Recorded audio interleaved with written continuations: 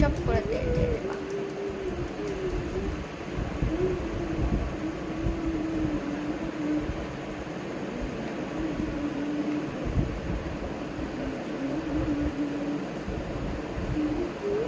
ঘুম পাচ্ছে আমার আজকে বিশাল।